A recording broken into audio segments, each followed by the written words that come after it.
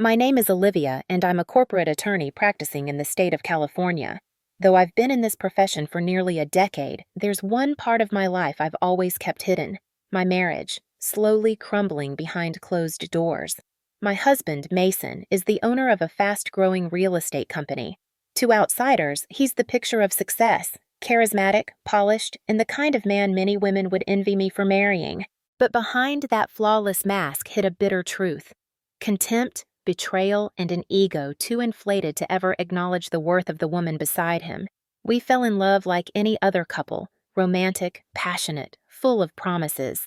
But after the wedding, things began to shift. As his business flourished, Mason's gaze toward me changed. No longer was I a partner or an equal.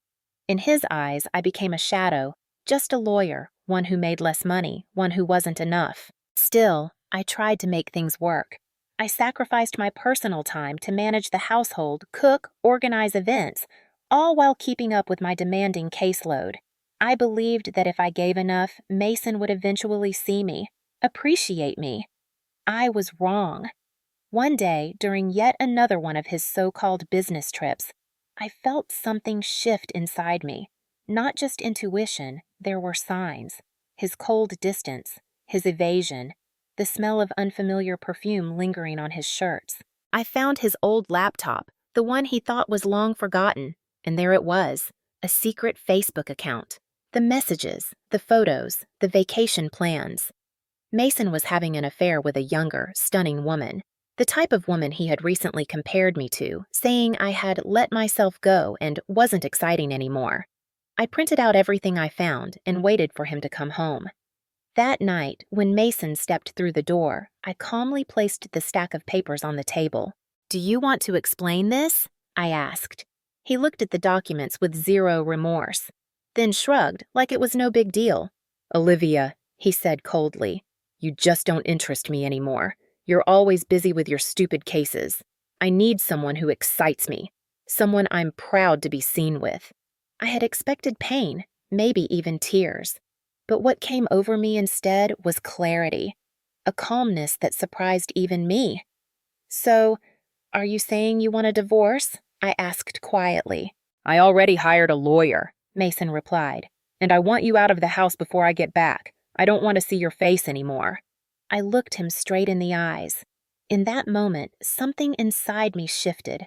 I wasn't just a betrayed wife anymore. I was a lawyer, a capable woman who refused to be humiliated. What Mason failed to realize was that years ago, at his insistence, we had signed a prenuptial agreement, one with a very specific clause. If he cheated, I would be entitled to half of his business. He must have assumed I'd forgotten, or that I wouldn't have the nerve to enforce it. He didn't know who he was dealing with. From that moment on, I made a choice. Not to fall apart, not to be the victim. I would rise. I would claim what was rightfully mine, and I would do it not with bitterness, but with the quiet precision of someone who knows the law and knows her worth. Mason didn't just betray me. He underestimated me, and that was his first and final mistake. Just a few hours after the shock had settled, I picked up my phone and called Ethan, the attorney Mason had hired to represent him. Coincidentally, Ethan was an old colleague of mine. Although I didn't specialize in family law, I knew enough about the process, and more importantly, I knew exactly how to maneuver a legal battle on my terms. 2 days later, I moved out of the house we once called home. Luckily, I still owned my pre-marriage condo, fully in my name. Before leaving, I sent Mason a single text. "I took my ugly face out of that house just as you wanted, but don't think for a second I'm walking away empty-handed." He replied, "Good. Don't cause drama. I've hired Ethan, one of the best lawyers around. You won't be getting anything from me." I smiled. Ethan might be good, but what Mason didn't know was that I once mentored Ethan when he was just starting out. I knew his strengths, his weaknesses, and how he handled cases. Meticulous but easily flustered under personal pressure. I requested a meeting with Ethan at a quiet coffee shop. The moment I stepped inside, he rose from his seat in surprise, visibly unsettled. "Olivia? I didn't know you were Mason's wife," he said, voice tight. I smiled calmly, taking a seat across from him. "We don't share a last name. I kept my maiden name professionally." "Mason probably didn't mention that, did he?" Ethan shook his head. Not at all. He told me you worked at a small law firm and that you might make up a few things to ruin him. I pulled a folder from my bag and placed it on the table. Well, let me save you the trouble. Here are photos, messages, and every bit of proof that Mason cheated. And this, I tapped the top document, is a signed prenuptial agreement stating clearly that if he committed adultery, I'm entitled to half of his business. Ethan looked through the papers, his expression shifting rapidly. For several minutes, he didn't say a word, flipping page after page in stunned silence. Finally, he looked up. I had no idea. Mason didn't disclose any of this. I nodded. Of course he didn't. He thinks he can manipulate everyone around him, including his lawyers. I'm not here to drag this out, Ethan. I just want what's fair.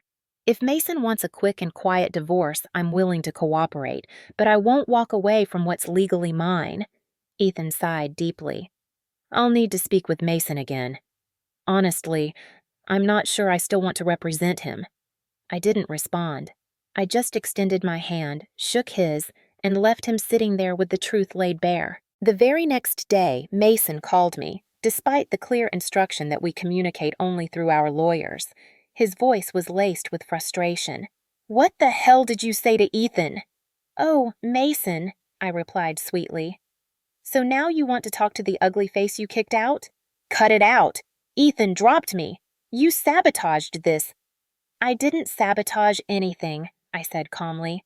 I simply told him the truth. You cheated, you signed a contract, and you lied to your own lawyer. That's your sabotage, not mine. He screamed something unintelligible before hanging up. But I wasn't angry. I felt strangely at peace. For the first time in months, I was in control. Not just of the situation, but of my emotions. I wasn't going to shout or seek revenge through drama. I was going to dismantle him with the law he so arrogantly thought wouldn't apply to him. Mason thought I'd break down, that I'd be too hurt to think clearly. But he forgot one thing. I wasn't just his wife. I was Olivia Bennett, and I was done being underestimated. After Ethan declined to continue representing Mason, I knew I had gained a critical advantage in this legal chess match. But I also knew the war wasn't over. Mason was arrogant and controlling. He would never go down without a fight. I hired a divorce attorney named Rachel Monroe, someone I had collaborated with years ago on a high-stakes commercial dispute. Rachel was sharp, composed, and methodical. Most importantly, she understood me and the kind of man Mason was. He's going to try to stall the case to pressure you into walking away from your rightful claim, Rachel said during our first meeting. We won't let that happen. I'll handle all direct communication with him. Your job is to stay steady and let me do the heavy lifting. I nodded. For the first time in years, I felt someone truly had my back, not out of obligation, but out of professional respect. I returned to my law office, wrapped up pending projects, and reassigned larger cases to my associates.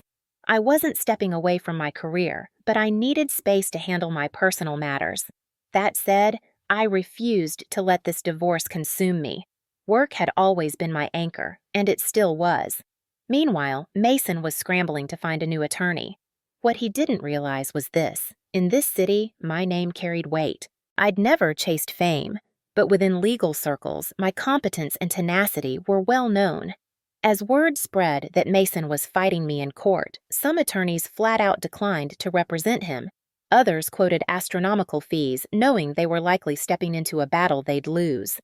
When every effort failed, Mason's ego took a hit. And then, the inevitable happened. One morning, as I was preparing to leave for the office, my doorbell rang. Curious, I opened the door, and there stood Mason, disheveled, anxious, and clearly worn down by stress. I crossed my arms. What do you want? He sighed. I can't find a lawyer who'll take my case. Did you go around ruining my name? I laughed softly. I didn't have to. You did that yourself, with your affair, your lies, and your arrogance. No one wants to represent a man who hides critical details and signs prenups without reading the fine print. Cease. He looked at me, eyes clouded with confusion and desperation. Olivia, I know I messed up, but we were good together once. Can't we give it another shot? I stared at him for a long moment, the man who once tore me down, who told me I wasn't beautiful or successful enough. Are you here because you miss our marriage, or because you're afraid of losing half your company? I asked plainly. He didn't answer. You're the one who included the infidelity clause in the prenup, Mason, I reminded him. To protect yourself in case Eve strayed. Turns out you couldn't follow your own rules. Now you want mercy? I stepped back and began to close the door. This isn't revenge, Mason. This is justice, and the law is on my side.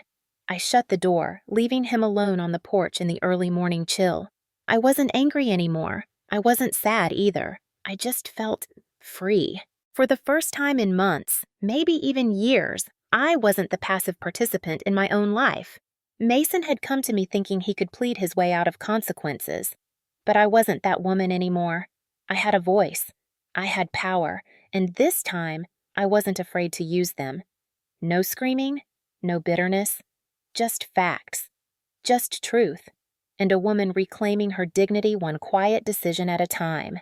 After Mason showed up at my door, I thought he might back off for a while, but 2 days later he called again, this time his voice full of panic masked in anger. "Olivia," he said tightly, "you're trying to ruin me. You've made it impossible for me to find legal representation." I exhaled slowly. "No, Mason, you're ruining yourself. I'm just reclaiming what I deserve. The rest? That's the fallout from your own choices." He fell silent for a moment before hanging up. I knew Mason was now in the very position I had once been, out of control. But instead of feeling satisfaction, I just felt calm. After years of emotional exhaustion, I had finally reclaimed my inner clarity. Rachel, my attorney, had already submitted our divorce petition to the court, complete with evidence of Mason's affair and the prenuptial agreement. The clause was unambiguous. If he committed adultery, I would receive 50% of his business assets. The case moved quickly, clear evidence, clear terms. And Mason had no real defense. He tried hiring a few more attorneys, but again, no one stayed on for long. Some were intrigued at first, but backed out as soon as they realized I was the opposing party.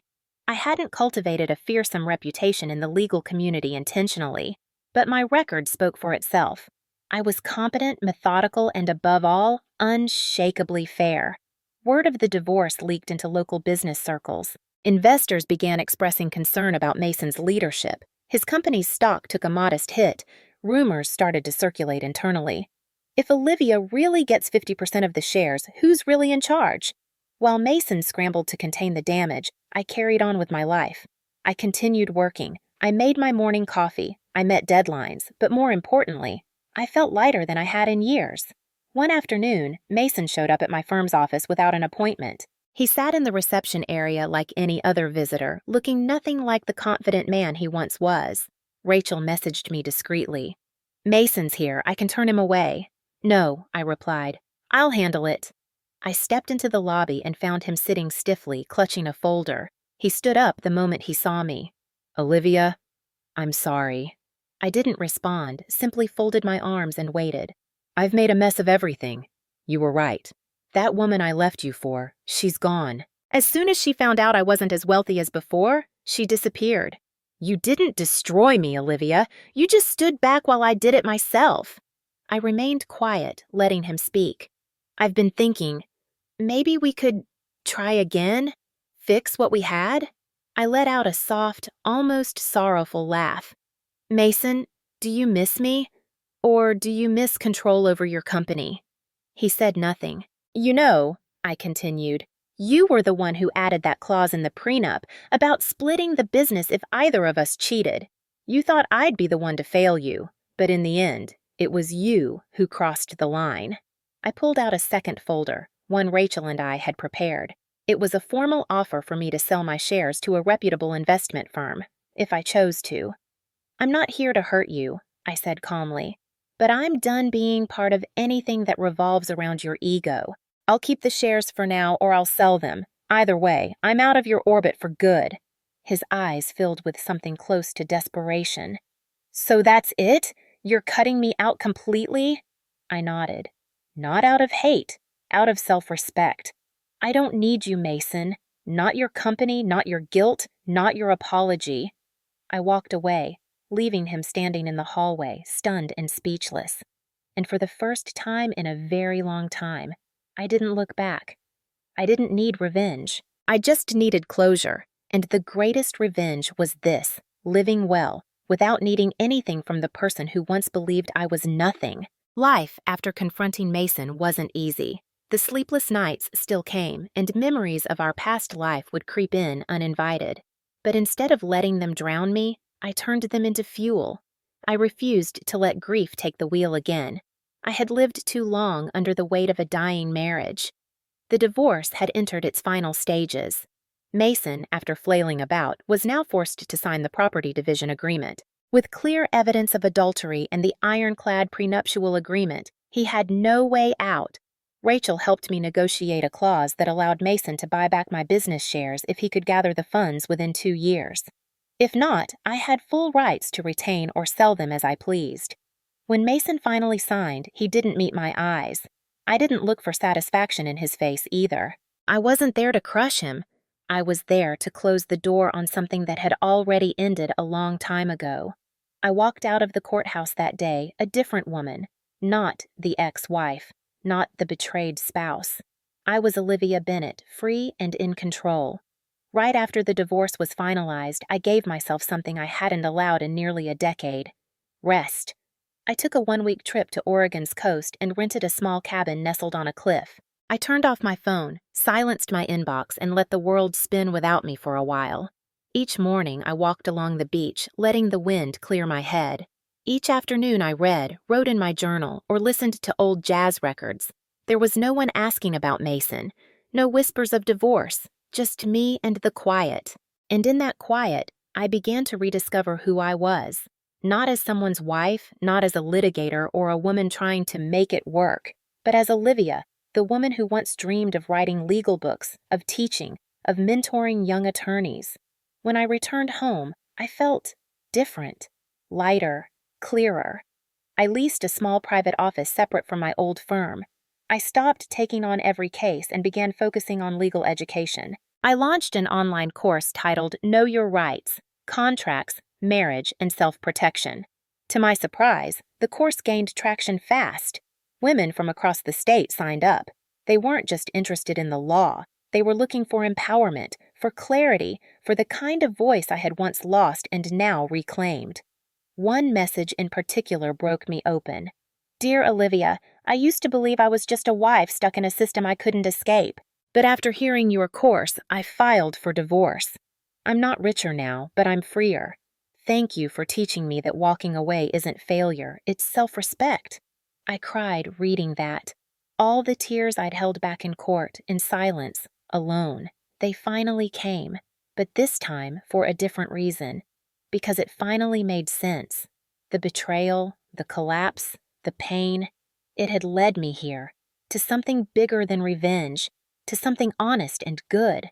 As for Mason, I stopped following his life, but the occasional whisper found its way to me. The company was struggling. Investors weren't confident. He tried to plug the hole I'd left, but he couldn't. I bought a new house. Not extravagant, but beautiful in its simplicity. A small balcony opened to the sunset. Each evening, I sat there with a book and a cup of tea, watching the light fade behind the hills. My life wasn't perfect, but it was mine again, and I wasn't weighed down by anyone else's definition of who I should be. I had been betrayed, broken, and belittled, but I had also rebuilt, reclaimed, and risen. And I realized the real victory isn't taking someone else down. It's standing up for yourself, even when the world expects you to crumble. Nearly 3 months after the divorce was finalized, I received an unexpected email. The subject line was short and oddly formal. A proposal from Mason. I hesitated for a moment before opening it. Part of me was curious, part amused. Whatever it was, I doubted it came from a place of genuine reflection. Still, I opened it and couldn't help but let out a quiet, disbelieving laugh.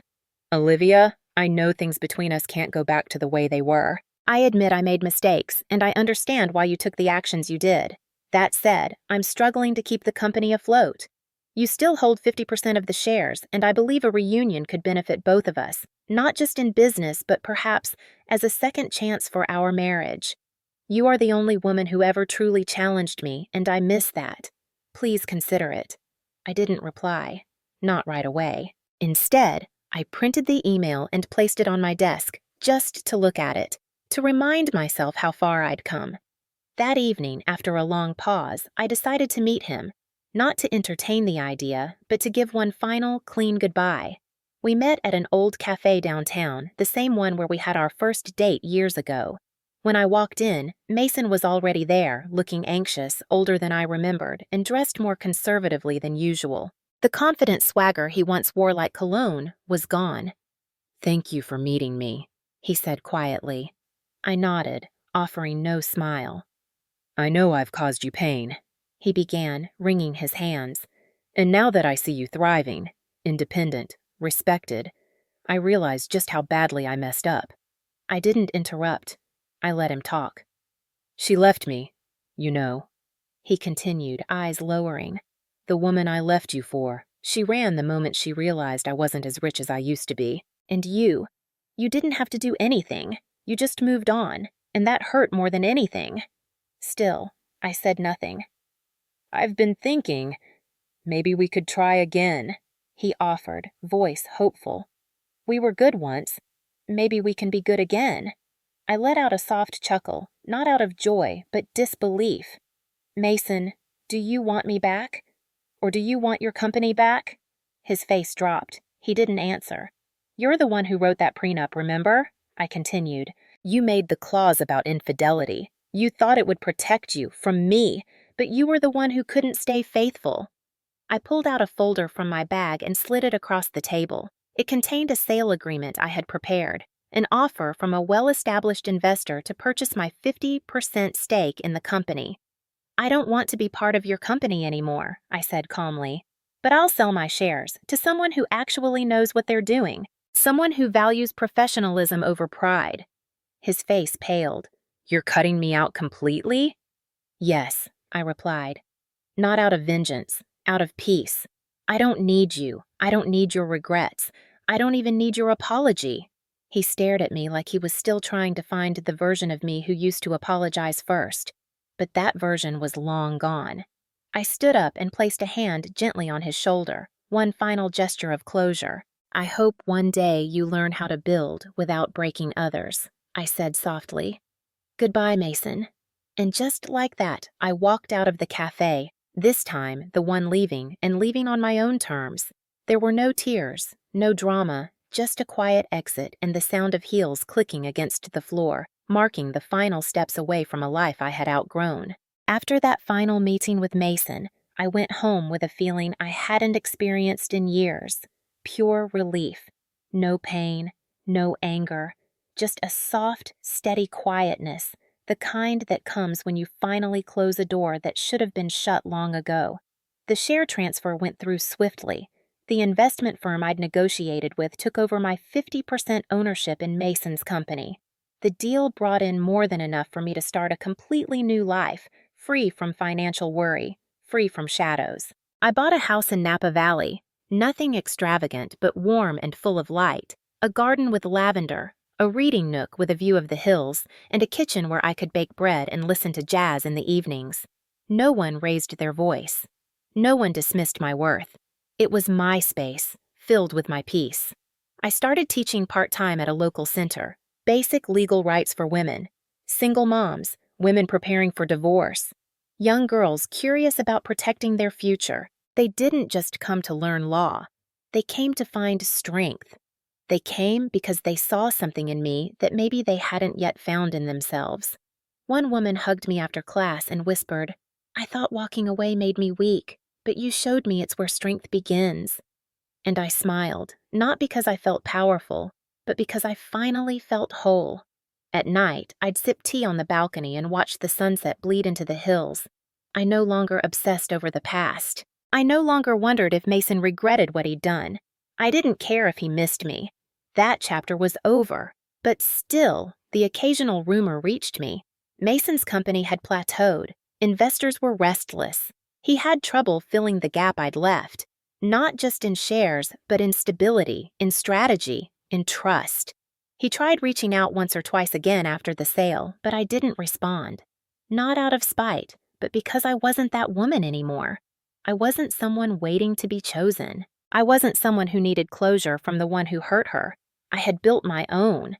I lived a simpler life now. I grew herbs, I hosted book clubs, I wrote the outline for a book, part legal guide, part memoir. Nothing flashy, just something honest. Was my life perfect? No, but it was mine, and I lived it on my terms. The truth is, I didn't win by taking half his company. I didn't win by watching him fail. I won the moment I chose myself, the moment I walked out of a marriage that asked me to shrink, the moment I stopped apologizing for being smart, for being ambitious, for not being enough by someone else's definition. People ask me sometimes if I'd ever remarry. Maybe, maybe not. I'm not looking. I'm not waiting. I'm not healing anymore either. I'm living. And if there's one lesson I carry forward, it's this. The most powerful revenge is not destruction. It's becoming so whole, so rooted, so luminous, that those who once tried to dim you can no longer recognize the fire they sparked.